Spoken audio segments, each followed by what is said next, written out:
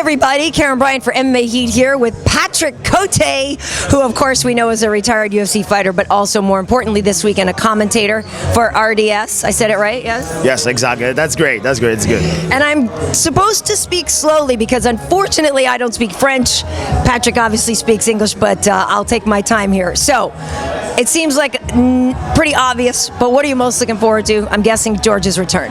For sure, after 4 years, we don't know what kind of George is gonna come back. You know, you never know. You know, you can think that you're over ring rust, but it's gonna happen. He's gonna have to find his feeling very, very fast at the beginning of the fight, because we all know that Bisping is a cardio machine. You know, he has a really, really good conditioning. He's gonna push the pace for the first second of the first round, and George has to be ready for that right away, to be ready to fight. Because if Bisping's making him uncomfortable, can be a long night for George. Well, George has been telling everybody that he's better than he was 4 years ago. What are you hearing? I mean, this is the whole great thing about having you up here. You got your ears to the ground in Canada. So what are you hearing about the camp that he had? Physically, there's no doubt in my mind that he's better than ever. He's physically, he never stopped training. He's doing some kind of training that nobody else do, like kind of gymnastic and some kind of thing in the pool. It's very different thing about other. You're not fighting in a pool though, Patrick. I know, but I mean, I'm talking about physically. Physically, he's in crazy shape. The problem after 4 years, it's not the body, it's the mind, and that's where I'm a little bit worried about it. It's in what kind of mind he is after 4 years, because he left because he wasn't able to take the pressure anymore, and the promotion, he was tired of that, and he's coming back in one of the biggest fight of the year. So I don't know how what mindset he is right now.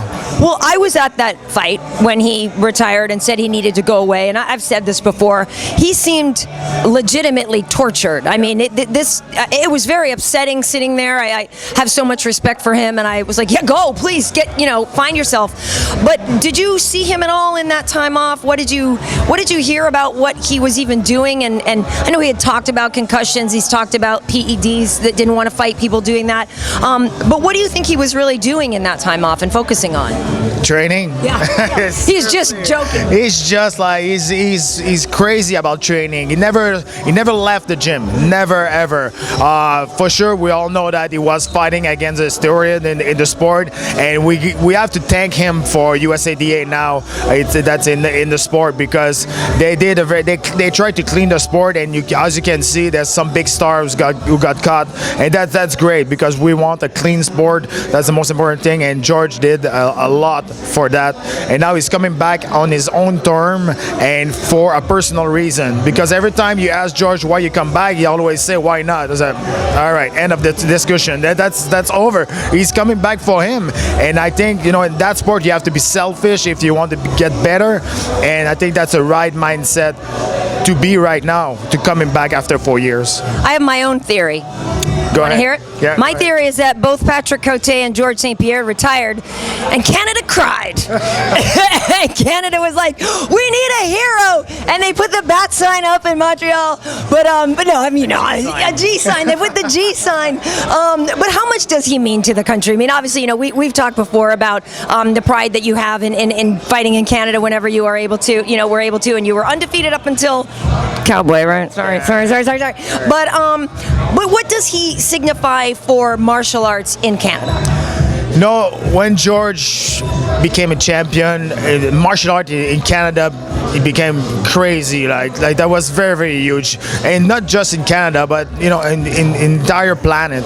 No, George went to Philippines. There was almost 5,000 people who were waiting for him at the airport only.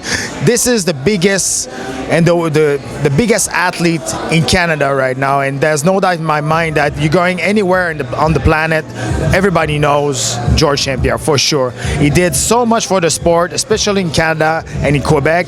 And when he left, that's why I say that, because when he left, the UFC was shy to come back in Montreal, because that was George World, and the MMA in Quebec and the MMA in Canada just, took a little slide down. down, and now George is coming back. It's good for the sport. It's good for the country too, and the hero is back. You know, George was a hero for a lot of kids who are trying to do that as a living. But he's a legend. He's a role model too, and it's good that he's coming back. So you fought at both 185 and 170. You kind of went in reverse order from what George is doing now. What are the major challenges he'll be facing coming up in weight, fighting somebody like Michael? Yeah, that's my main concern about the weight. He's gonna have to very focus about, you know, knowing where to put his energy, because he gained 15 pounds of lean muscle. That's great. He said that he has that for the last 6 months. That's good. But Bisping got that for the last 20 years. You know, that's the thing. You have to understand that he has to be very, very careful about the 15-pound doesn't become a 50-pound. You know, in the championship round. If you go in there, third, fourth, and fifth round, and we know that the pace of the fight is going to be very high because of Michael.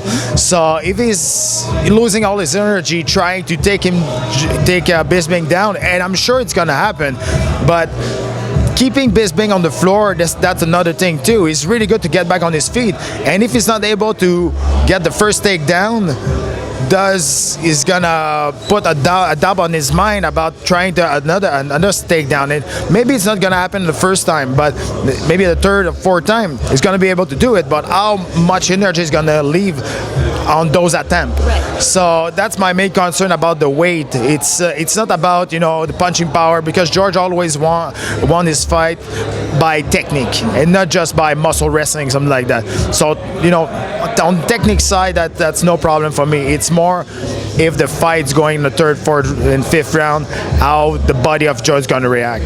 But you are picking George to win. Is that like by law? You have to do that?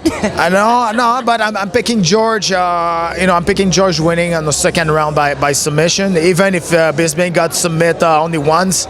But I think George, if he's able to take him down, guillotine or rear naked choke, that I can see that happen. On the other side, if the fight's going in the third, fourth, and fifth round, it's gonna be maybe another story. Bisping, we know that's not gonna be tired in the fifth round. We all know that. So, and he's a champion too. You know, in the non-law riding, you're supposed to beat up really bad the champion to take his belt. We'll see what's gonna happen Saturday, but that's how I can see this fight going now. Now, lastly, I have a couple questions for you. In retirement, I know you got a beautiful little baby girl. How's your golf game? Like, what are you doing? You said you're starting an agency. You're sort of, you have a real estate. I mean, the guy, he's like a 95 jobs. What are you doing? I'm more busy than when I was on the fighting mode, but it's good. You know, if I couldn't let myself just hang around on the couch and gaining weight. I gained weight, but now I'm starting to get it back. That's good. But no, you know, this summer I took that very, very lightly, because that was my first summer really in the last 10 years that I could enjoy everything, the barbecues, the food, the booze. So that was a fun summer. Now it's time to get back to work. We're a real estate company. I'm launching my sport agency in 2 weeks. I'm launching in December. I'm opening with 2 of my partners. I'm putting a big sport facility in Montreal too. Media in Montreal is going very, very well. So it's good, and I have to be a father too, and in the mix of that, and that's amazing. That's the best job in the world for me. So yeah, it's pretty fun. Awesome. Well, I love it. And folks should know, on fight night, a lot of time he's up in Canada, I'm in LA, and we're just texting going, oh my God, like, you know, when something crazy happens, or if one of us gets intel on the other. So there is a good sharing of information, which I always appreciate. You've always been really cool about that. So I'm glad they let you out of the cage for a little bit to come down and play. Thanks, George.